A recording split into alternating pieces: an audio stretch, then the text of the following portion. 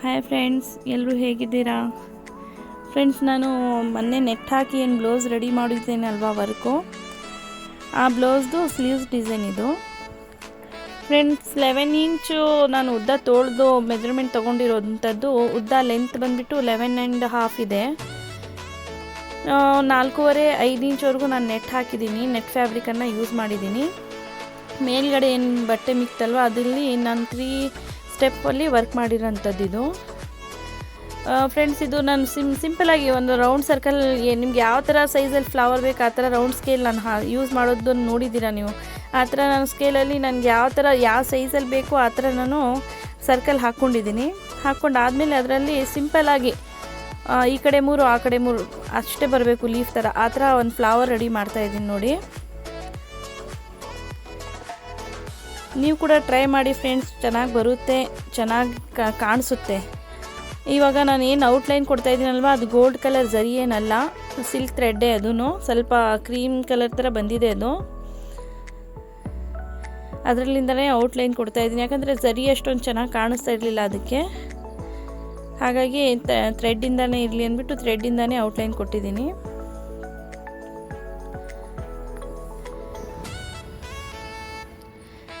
ಮತ್ತು ಫ್ರೆಂಡ್ಸ್, ಇದು ಫ್ಲವರ್ ಮಧ್ಯದಲ್ಲಿ ನಾನು 1 ಇಂಚ್ ಅಷ್ಟೇ ಗ್ಯಾಪ್ ಬಿಟ್ಟಿರೋದು. ನಾವು ಯಾವಾಗಲೂ ವೀಡಿಯೋ ಮಾಡ್ತೀವಿ ಅಥವಾ ನೀವು ನೋಡ್ತೀರಲ್ವ, ಅವಾಗೇನೋ ದೊಡ್ಡ ಥರ ಕಾಣಿಸುತ್ತೆ. ಫ್ಲವರೇ ಆಗಿರಲಿ, ಲೀಫೇ ಆಗಿರಲಿ, ಡಿಸೈನೇ ತುಂಬ ದೊಡ್ಡದೇನೋ ಅಂತ ಈ ಥರ ಕಾಣಿಸುತ್ತೆ ನಿಮಗೆ. ಬಟ್ ಅಷ್ಟೊಂದು ಇರೋದೇ ಇಲ್ಲ ಅದು. ಅದಕ್ಕೆ ನಾನು ಮೆಜರ್ಮೆಂಟ್ ಟೇಪಿಂದ ನಿಮಗೆ ಮೆಜರ್ ಮಾಡಿ ತೋರಿಸೋದು. 1 ಇಂಚ್ ಅಷ್ಟೇ ಗ್ಯಾಪ್ ಬಿಟ್ಟಿದ್ದೀನಿ ಮಧ್ಯದಲ್ಲಿ. 1 ಇಂಚ್ ಗ್ಯಾಪು, ಅದರ ಒಳಗಡೆ ನಾನು ಲೀಫು, ಆಮೇಲೆ ಅದೇನು ರೌಂಡ್ ಥರ ಬಂದಿದೆ ಅಲ್ವಾ, ಆ ಥರ ಹಾಕಿರೋದಂತೂ 1 ಇಂಚಲ್ಲಿ. ಇದು ಉದ್ದ ಅಗಲನೂ ಅಷ್ಟೇ, ನಾನು 1 ಇಂಚೇ ಇರೋದು. ಸ್ಕೇಲ್ ಎಷ್ಟು ಅಗಲ ಇರುತ್ತಲ್ವ ಅಷ್ಟೇ ಅಗಲದಲ್ಲಿ ನಾನು ಮಾಡ್ಕೊಂಡಿರೋಂಥದ್ದು. ಮತ್ತೆ ನಾನು ಮಾರ್ಕ್ ಮಾಡಿರೋದು ಕಾಣಿಸ್ತಾ ಇದೆ ಅನಿಸುತ್ತೆ. ಮತ್ತು ಫ್ರೆಂಡ್ಸ್, ನೀವು ಟ್ರೈ ಮಾಡಿ, ನಿಮ್ಗೆ ಹೇಗೆ ಅನ್ನಿಸ್ತು ನನಗೆ ಕಮೆಂಟ್ ಮಾಡಿ, ಲೈಕ್ ಮಾಡಿ, ಶೇರ್ ಮಾಡಿ. ಮತ್ತು ನಾನು ಹೊಸ ವಿಡಿಯೋ ಹಾಕ್ತೀನಿ, ಸ್ವಲ್ಪ ಲೇಟ್ ಆಯಿತು, ಕ್ಷಮಿಸಿ. ನಿಮ್ಗೆ ಹೇಗೆ ಅನ್ನಿಸ್ತು ನನಗೆ ಕಮೆಂಟ್ ಮಾಡಿ ತಿಳಿಸಿ. ಮತ್ತು ಇದು ಬೇಬಿ ಪಿಂಕೇ ನಾನು ಥ್ರೆಡ್ ತೊಗೊಂಡಿದ್ದೀನಲ್ವಾ, ಅದೇ ಥ್ರೆಡ್ಡಿಂದ ನಾನು ಲೀಫ್ ಮಾಡ್ತಾಯಿದ್ದೀನಿ. ಇದರಲ್ಲೇನು ಜಾಸ್ತಿ ಏನು ಕೆಲಸ ಇಲ್ಲ, ಲೀಫು ಫ್ಲವರ್ ಅಷ್ಟೇ. ಆಮೇಲೆ ಅದಕ್ಕೆ ಔಟ್ಲೈನ್ ಕೊಟ್ಟಾದಮೇಲೆ ಪಿಂಕ್ ಕಲರಿಂದ ನಾನು ಲೀಫ್ ಕೊಟ್ಟಿದ್ದೀನಲ್ವ ಅಷ್ಟೇ. ಅದರ ಆದಮೇಲೆ ನಾನು ನೆಟ್ ಫ್ಯಾಬ್ರಿಕಲ್ಲಿ ಸ್ವಲ್ಪ ಕೈ ಕೆಲಸ ಮಾಡಿರೋವಂಥದ್ದು, ಝರಿ ಸಲ್ಮಾಪುರ್ನಿಯಿಂದ ಕಟ್ದಾನ ವರ್ಕ್ ಅಂತಾರಲ್ವ, ಆ ಥರ ವರ್ಕ್ ಮಾಡಿಸಿರೋದು ನಾನು ಮಾಡ್ತೀನಿ. ಬಟ್ ನನ್ನ ಸಿಸ್ಟರೇ ಒಬ್ಬರು ವರ್ಕ್ ಮಾಡ್ತಿದ್ರು, ಅವ್ರ ಕೈಲೇ ನಾನು ಹಾಕ್ಸಿದ್ದು. ಆ ಥರ ಚೆನ್ನಾಗಿ ಬಂದಿದೆ ಫ್ರೆಂಡ್ಸ್, ನೀವು ಟ್ರೈ ಮಾಡಿ. ಮತ್ತು ನಿಮಗೇನೂ ಅರ್ಥ ಆಗಿಲ್ಲ ಅಂದರೆ ನಾನು ಕಮೆಂಟ್ ಮಾಡಿ ಫ್ರೆಂಡ್ಸ್. ನನ್ನ ಕೈಲಿ ಆದಷ್ಟು ನಾನು ಹೇಳೋದನ್ನು ಮಿಸ್ ಮಾಡಲ್ಲ, ಹೇಳ್ತೀನಿ ನಿಮಗೆ. ಕಲಿಯೋರು ಫ್ರೆಂಡ್ಸ್, ನೀವು ಸಮಾಧಾನದಿಂದ ನೀವು ಡೈಲಿ ಟ್ರೈ ಮಾಡಿ, ಕಲಿತೀರಾ. ಏನಕ್ಕಂದರೆ ಒಂದೇ ಸರಿ ಬರಲ್ಲ ಈ ಕೆಲಸ. ನಾವು ಏನು ಬಟ್ಟೆ ಸ್ಟಿಚ್ ಮಾಡ್ತೀವಲ್ಲ, ಯಾವುದೇ ಇದರಲ್ಲಿ ಆರಾಮಾಗಿ ಕೂತ್ಕೊಂಡು ನಾವು ಬಟ್ಟೆ ಸ್ಟಿಚ್ ಮಾಡ್ಬೋದು, ಏನು ಅಷ್ಟೊಂದು ರಿಸ್ಕ್ ಅನಿಸಲ್ಲ. ಬಟ್ ಈ ಕೆಲಸ ಮಾಡುವಾಗ ಕಣ್ಣಿಂದ ಕಾಲು ಕೈ ಎಲ್ಲ ಇದ್ರ ಮೇಲೇ ಗಮನ ಇಟ್ಟು ಮಾಡಬೇಕು. ಏನಕ್ಕಂದರೆ ಸ್ವಲ್ಪ ಮಿಸ್ ಆದರೆ ಸಾಕು, ಎಲ್ಲಿ ಬೇಕಲ್ಲೇ ಹೋಗುತ್ತೆ. ಆಮೇಲೆ ಬಿಚ್ಕೊಂತ ಕೂತ್ಕೋಬೇಕು. ಬಿಚ್ಚಿದ್ರು ಅಷ್ಟೊಂದು ಬಟ್ಟೆ ಕೆಟ್ಟು ಹೋಗುತ್ತೆ, ಅಥವಾ ಏನೋ ಚೆನ್ನಾಗಿ ಬರಲ್ಲ. ಬಿಚ್ಚೋಕ್ಕೆ ಆಗಲ್ಲ ಬಿಡಿ, ಇದು ವರ್ಕ್ ಆದಮೇಲೆ. ಸ್ಟಿಚ್ ಅಂತೂ ಬೇಗ ಬಿಚ್ಬೋದು, ಬಟ್ ಇದು ಆಗಲ್ಲ ಫ್ರೆಂಡ್ಸ್. ಮತ್ತು ನಾನು ಇವಾಗ ಏನು ಔಟ್ಲೈನರ್ ಅಂತಾರೆ ಇದಕ್ಕೆ, ಕುಂದನ್ ಬಳೆ, ಸಿಲ್ಕ್ ಥ್ರೆಡ್ ಬಳೆ ಮಾಡುವಾಗ ಯೂಸ್ ಮಾಡ್ತಾರೆ ನೋಡಿ, ಈ ಥರ ಕುಂದನು. ಅದೇ ಫ್ಯಾಬ್ರಿಕ್ ಗ್ಲೂ ಹಚ್ಚಿಬಿಟ್ಟು ಆ ಸೈಡ್ ಈ ಸೈಡು ನಾನು ಕುಂದನ್ ಹಚ್ತಾಯಿದ್ದೀನಿ ಮಧ್ಯದಲ್ಲಿ, ಫ್ಲವರ್ ಆ ಕಡೆ ಈ ಕಡೆ 4 ಜಾಗದಲ್ಲಿ. ಅದು ಸ್ವಲ್ಪ ಒಣಗಲಿಕ್ಕೆ ಬಿಡಿ. ಮತ್ತು ಸ್ವಲ್ಪ ಒಣಗಾದ್ಮೇಲೆ ಅದಕ್ಕೆ ಔಟ್ಲೈನ್ ಮಾಡಬೇಕಷ್ಟೇ. ಅಷ್ಟಾದರೆ ಮೇಲ್ಗಡೆ ಏನು ಕೆಲಸ ಇದೆಯಲ್ವ ಎಲ್ಲ ಫಿನಿಶ್ ಆಗುತ್ತೆ. ಅದು ಒಣಗೋವರೆಗೂ ಇಲ್ಲಿ ಗ್ಯಾಪ್ ಇಟ್ಟಿದ್ನಲ್ವ, ಆ ವರ್ಕ್ ಮಾಡ್ತಾ ಇರೋವಂಥದ್ದು ನಾನು.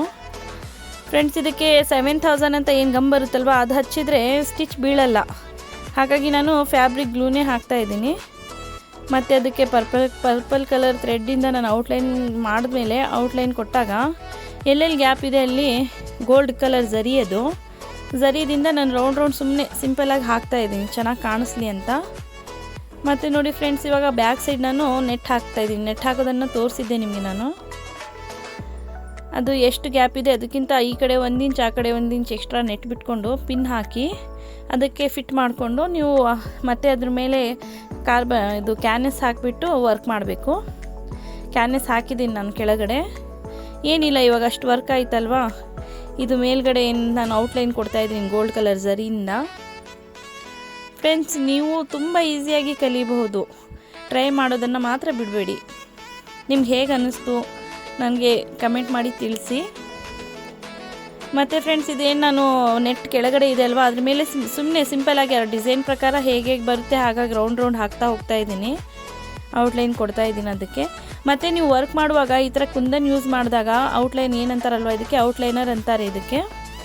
ಇದು ಯೂಸ್ ಮಾಡುವಾಗ ನೀವು ಸ್ವಲ್ಪ ನೋಡಿಕೊಂಡು ಇದು ವರ್ಕ್ ಮಾಡಬೇಕು. ಏನಕ್ಕೆ ಸೂಜಿ ಕೆಳಗಡೆ ಅದ್ರ ಮೇಲ್ಗಡೆ ಹೋಗಿಬಿಟ್ರೆ ಸೂಜಿ ಬೇರೆ ಮುರಿಯುತ್ತೆ ಮತ್ತು ರಿಪೇರಿ ಕೆಲಸ ಬರುತ್ತೆ, ಹಾಗಾಗಿ ಸ್ವಲ್ಪ ನೋಡಿಕೊಂಡು ಮಾಡಿ ಕೆಲಸ. ಮತ್ತು ಇದು ಡೋರಿ ಪೈಪಿಂಗ್ ಏನು ಕೊಡ್ತಾ ಇದ್ದೀವಲ್ಲ ಅದ್ರ ಮೇಲೆ ಪಿಂಕ್ ಕಲರ್ ದಾರದಿಂದನೇ ನಾನು ಫಿಲ್ ಮಾಡ್ತೀನಿ.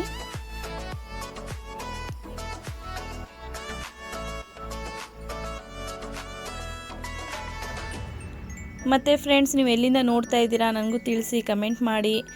ಮತ್ತು ನಿಮ್ಮ ಫ್ರೆಂಡ್ ಸರ್ಕಲಲ್ಲೂ ಶೇರ್ ಮಾಡಿ. ಮತ್ತು ನೀವು ಬೇಸಿಕ್ ಸ್ಟಿಚ್ಚಿಂದ ಹಿಡಿದು ನೀವು ಈಸಿಲಿ ಕಲಿಬಹುದು, ಟ್ರೈ ಮಾಡೋದನ್ನು ಮಾತ್ರ ಬಿಡಬೇಡಿ.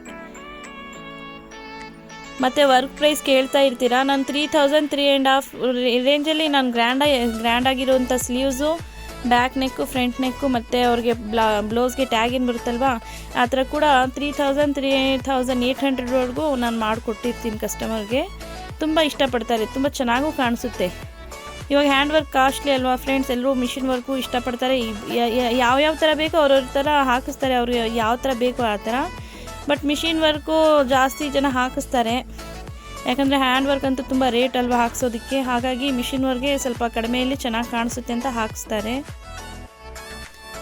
ಮತ್ತು ಫ್ರೆಂಡ್ಸ್, ನಿಮಗೆ ಹೇಗೆ ಅನ್ನಿಸ್ತು ಡಿಸೈನ್ ಇದು ನನಗೆ ಕಮೆಂಟ್ ಮಾಡಿ ತಿಳಿಸಿ. ಮತ್ತೆ ಸಿಗೋಣ ಫ್ರೆಂಡ್ಸ್, ಬಾಯ್.